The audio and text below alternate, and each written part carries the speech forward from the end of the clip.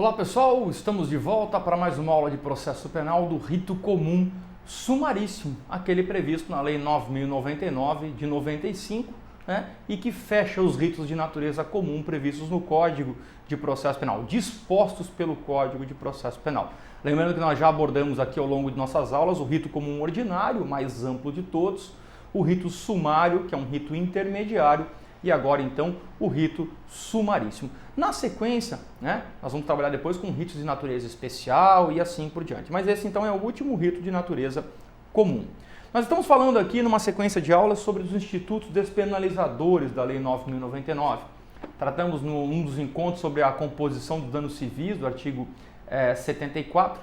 Falamos ainda também sobre a transação penal, no artigo 76. E agora nós damos um salto para a página, para o artigo 89 da Lei 9.099, que trata, na verdade, da suspensão condicional do processo, também conhecido por algumas doutrinas como sursis processual. Aqui ela tem algumas diferenças e eu preciso que vocês tomem nota de tudo, porque é muito importante conhecer essas diferenças aqui ligadas ao momento processual e assim por diante. Vamos passar então aqui a análise da suspensão condicional do processo, artigo 89 da Lei 9.099.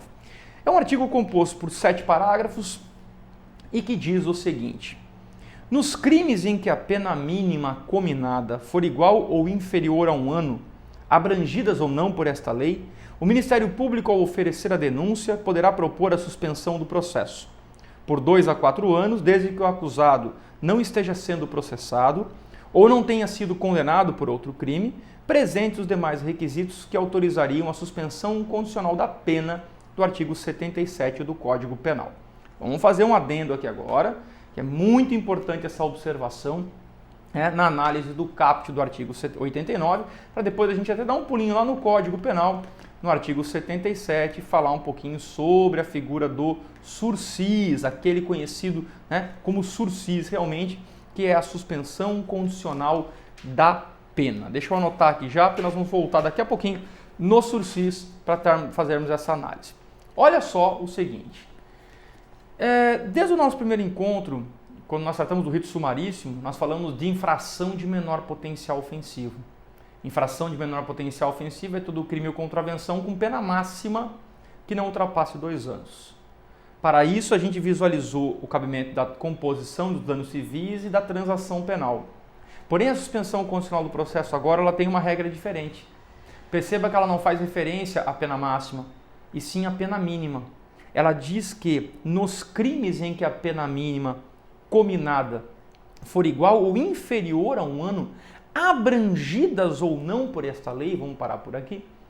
Por que abrangidas ou não por esta lei? Porque se eu pensar num desacato que é de 6 meses a 2 anos, 2 anos é a pena máxima, é juizado especial, é rito sumaríssimo, é uma infração de menor potencial ofensivo.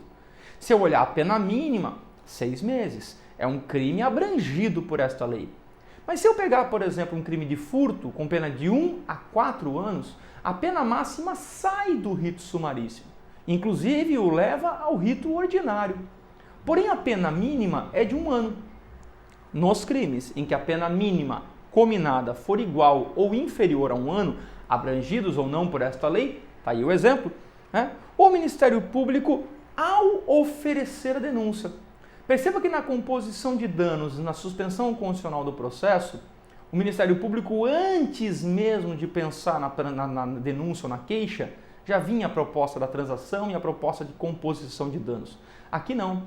Ao oferecer a denúncia, ele vem e faz a proposta da suspensão do processo. E aí diz que o Ministério Público poderá, anota lá, poder, dever. Se você preencher os requisitos dispostos nesse artigo, você tem o direito da suspensão condicional do processo. Poderá propor a suspensão do seu processo por um período que vai de 2 a 4 anos, desde que você não esteja sendo processado ou não tenha sido condenado por outro crime. Não ser condenado é o mesmo requisito da transação penal. Esse agora incrementou. Ele diz que além de você não poder ser condenado, você também não pode estar sendo processado. Anota a pegadinha aí. Anota a pegadinha aí, tá? Não entendi, professor? Anota. que é ser processado? Estar sendo processado é ter uma denúncia ou uma queixa recebida. Se eu estiver respondendo a um inquérito policial, eu ainda não tenho condenação e ainda não estou sendo processado. Logo, eu tenho direito à suspensão do processo. Agora, se eu tiver uma denúncia ou uma queixa recebida pelo juiz, nem me importa se você já foi ou não foi citado, mas eu tenho uma denúncia ou uma queixa recebida. Logo, eu tenho, na verdade, estou sendo processado, perdi o requisito inicial, tá? Continuando, certo? Então, desde que o acusado não esteja sendo processado, não tenha sido condenado, presentes os demais requisitos autorizadores da suspensão condicional da pena, que é o sursis. Eu vou dar um pulinho lá no artigo 77, só para a gente visualizar, porque, professor, qual que é a diferença do sursis 77 para o sursis processual 89? É óbvio que o sursis do 77 se chama suspensão condicional da pena. Você já foi processado e condenado, recebeu uma pena e eu estou suspendendo a pena mediante condições. No 89 da Lei 9.099, a suspensão condicional é do processo. Suspendo o seu processo mediante condições, logo se você cumpri-las, sequer processo terá. Vamos dar uma analisada aqui no artigo 77 do sursis, lá do Código Penal. A execução da pena privativa de liberdade não superior a 2 anos poderá ser suspensa por 2 a 4 anos, desde que o agente 1. O condenado não seja reincidente em crime doloso. 2. A culpabilidade, antecedentes, conduta social, personalidade, bem como motivo e circunstâncias autorizem a concessão do benefício. 3. Não seja indicada ou cabível a substituição prevista no artigo 44, que são das penas alternativas. Então, se eu verificar que culpabilidade, personalidade, conduta social, motivos, as circunstâncias e antecedentes são favoráveis, você não está sendo processado e não é condenado, você tem o direito a ganhar a suspensão do processo, que vai de 2 a 4 anos. Vamos continuar nos parágrafos, depois eu vou colocar uma questão prática para vocês visualizarem. Aceita a proposta pelo acusado e seu defensor na presença do juiz, agora é na presença do juiz, não é mais na presença do conciliador, recebendo a denúncia, ele recebe a denúncia, como é que ele vai suspender um processo?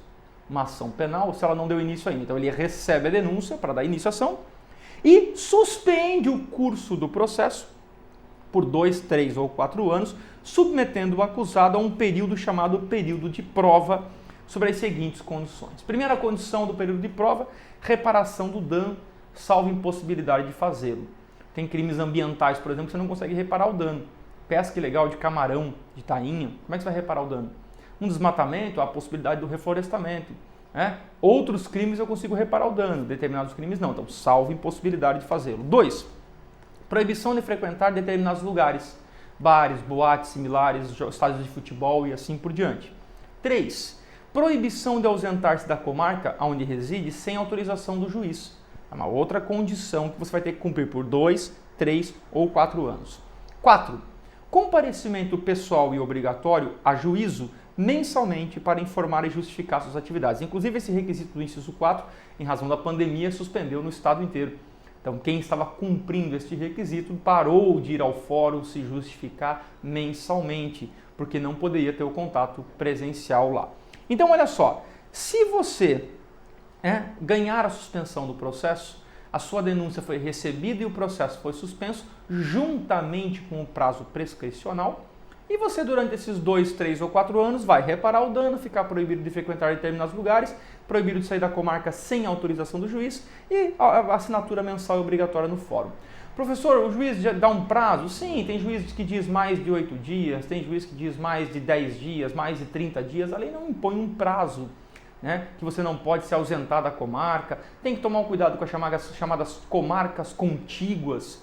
Itajaí, Balneário Camboriú, Navegantes, Camboriú, são cidades grandes, automaticamente a coisa pode entender, né, como algo, obviamente, centralizado, uma grande cidade. Bom, parágrafo 2º. O juiz poderá especificar outras condições a que ficar subordinado à suspensão, desde que adequada ao fato e à situação do acusado. Ele pode tanto ampliar quanto limitar. Eu tenho casos, por exemplo, de uma senhora de idade acusada de furto de energia elétrica, certo? Furto de sinal, né, de TV a cabo, que se equipara à energia elétrica, onde ela ficou com assinatura trimestral no fórum em razão da idade que ela tinha.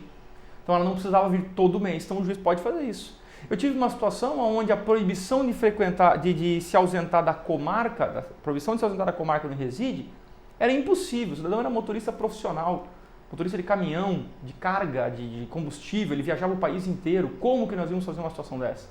Certo? Então o juiz pode adaptar. Eu tive situações em que a proibição foi específica a estádios de futebol. E sabe como que o judiciário controlou isso? Ele determinava que 1 hora antes do jogo, até 1 hora depois do jogo, o réu tinha que permanecer na delegacia de polícia de sua comarca. E aí o jogo vai ser agora às 19 horas, então às 18 eu tenho que estar na delegacia. O jogo vai até às 21, até às 22 eu tenho que ficar na delegacia. Eu não podia ter contato com a torcida e nem entrar no estádio de futebol. Olha que interessante. Então são condições previstas no parágrafo 2º. Parágrafo 3º. A suspensão será revogada. Critério objetivo, obrigatório. Tá? Se no curso do processo o beneficiário vier a ser processado por outro crime, se você for processado no curso do gozo do benefício, você revoga o benefício, né? Ou se não efetuar sem motivo justificado a reparação do dano. Não justificou e não reparou o dano. Parágrafo 4º. A suspensão poderá ser revogada, aí é facultativo, se o acusado vier a ser processado no curso do processo por contravenção. Então estou lá eu por um furto na suspensão do processo, porém foi abordado agora por jogo de azar, contravenção penal. Eu poderei ter o benefício revogado ou se eu descumprir qualquer outra condição imposta. Parágrafo 5º. Expirado o prazo sem revogação, o juiz declarará extinta a punibilidade. Olha que interessante. É uma causa de extinção da punibilidade extra autos, porque as causas extintivas de punibilidade estão previstas no artigo 107 do Código Penal. Prescrição, decadência, perempção, morte, renúncia, retratação e assim por diante. Mas aqui no artigo 89, parágrafo 5º da Lei 9.099, tem uma causa extintiva de punibilidade. Diz que se você cumprir os 2, 3 ou 4 anos fielmente da suspensão do processo, eu simplesmente extingo a sua punibilidade. Parágrafo 6º. Não correrá a prescrição durante o prazo de suspensão do processo, nem tinha como correr, para analisar comigo, porque se eu tenho uma prescrição mínima no código hoje de 3 anos, máxima de 20. Lembrando que se eu for menor de 21 anos, a prescrição corre pela metade. Então os 3 anos virariam 1,5 e os 20 virariam 10. Nós vamos falar do mínimo, 1,5. Se no mínimo eu tenho 2 anos para preencher os requisitos da suspensão e a prescrição corresse paralelamente a isso, eu só cumpri 1 ano e meio, porque em 1 ano e meio prescreveria. Então a suspensão ela está também suspensa nesse período. O período de prescrição está suspenso nesse período. E o parágrafo 7º que diz assim: se o acusado não aceitar a proposta prevista nesse artigo, o processo prosseguirá em seus ulteriores termos. Lembrem-se que a denúncia já está ofertada. Se a denúncia já está ofertada, eu simplesmente não aceito a suspensão. O processo vai dar continuidade, ponto final. Vai seguir os seus ulteriores termos. O juiz vai dizer, recebo a denúncia, cite o acusado para a resposta à acusação e eu vou seguir o rito ordinário, sumário ou sumaríssimo. Lembre-se, porque o crime aqui pode ser abrangido ou não por esta lei. Tá bom? Vou narrar um caso prático aqui só para a gente poder entender, voltado a essa situação aqui e que dá um link com a transação penal também para vocês perceberem. Tá? Se eu praticar hoje um desacato à autoridade, crime de menor potencial ofensivo, e receber o instituto da transação penal, eu só poderei usufruir desse benefício após 5 anos. É o que determina a legislação. Eu só posso ganhar transação penal de 5 em 5 anos. Então, tanto é que se eu tiver utilizado uma transação penal nos últimos meus 5 anos, dentro dos meus últimos 5 anos, eu não consigo ganhar hoje. Perfeito? Vamos voltar ao exemplo agora para a suspensão do processo. Imagine que o professor aqui foi a um supermercado e furtou uma garrafa de uísque. Foi preso em flagrante, pagou fiança, os autos do inquérito policial foram ao Ministério Público, na época não havia acordo de não persecução penal e o promotor de justiça, ao avaliar que eu era primário, não estava sendo processado e todas as minhas condições eram favoráveis, ele disse: ofereço a denúncia contra o professor Rigueto e proponho a suspensão do processo. Eu imediatamente aceitei a suspensão, momento em que o juiz então recebeu a denúncia, suspendeu o processo e disse: suspendo o processo e prazo prescricional por 2 anos, o Rigueto tem que reparar o dano, devolver o uísque ao mercado, proibiram de frequentar bares, boates ou similares, proibiram de sair da comarca sem autorização do juiz por mais de 8 dias e comparecimento mensal obrigatório no fórum para assinar o livro de presença. Pessoal, foram 2 anos à risca, cumprindo esse exemplo que eu estou dando, fielmente as imposições. Ao final do procedimento, lá no final do procedimento, certo? Eu assinei a última vez agora no mês de setembro, então nós estamos, no início de outubro, imaginem comigo, tá? O que acontece? Eis que eu assinei a última vez, preenchi os 2 anos, eu novamente fui a um supermercado e muito empolgado com o término do benefício, eu subtraí 1 litro de uísque. Fui preso novamente, fui encaminhado à delegacia, paguei novamente a fiança e agora os autos do inquérito policial estão no gabinete do promotor para análise. E aí a pergunta que eu faço para os senhores é: eu tenho ou não tenho direito a um benefício previsto na 9.099? Ai, professor, não sei, é furto, 1 a 4 anos. Vamos fazer uma análise? Cabe composição de danos civis? Não, porque a composição de dano civil só cabe para crimes com pena máxima de até 2 anos. É 4 furto, então não cabe. Então, professor, cabe transação penal? Não, porque transação penal só cabe para crimes que tenham pena máxima de até 2 anos e furto tem 4, então não cabe transação penal. Professor, cabe suspensão condicional do processo? Bom, peraí, suspensão condicional do processo eu não avalio mais pela pena máxima e sim pela pena mínima. Se a mínima for igual ou inferior a 1 ano, cabe suspensão do processo. Professor, mas você não acabou na semana passada de assinar uma suspensão durante 2 anos? O senhor vai ter direito à nova suspensão? Sim. Mas por que, professor? Você não tem que ficar 5 anos sem receber? 5 anos é um instituto da transação penal. A suspensão condicional do processo já tem um período de prova que é de 2, 3 ou 4 anos. As perguntas que eu te faço são simples. Caberá suspensão se a pena mínima for igual ou inferior a 1 ano? É igual ou inferior a 1 ano? É, 1 ano. Estou sendo processado? Não, senhor. Fui condenado? Não, senhor. Os requisitos subjetivos como personalidade, conduta social e antecedentes, em tese, são favoráveis? Em tese, sim. Não tem razão para eu não ganhar o benefício. Então, a transação sempre vai levar o prazo de 5 anos e a suspensão do processo é seca. A suspensão do processo é terminou na segunda, pode ganhar outra na terça.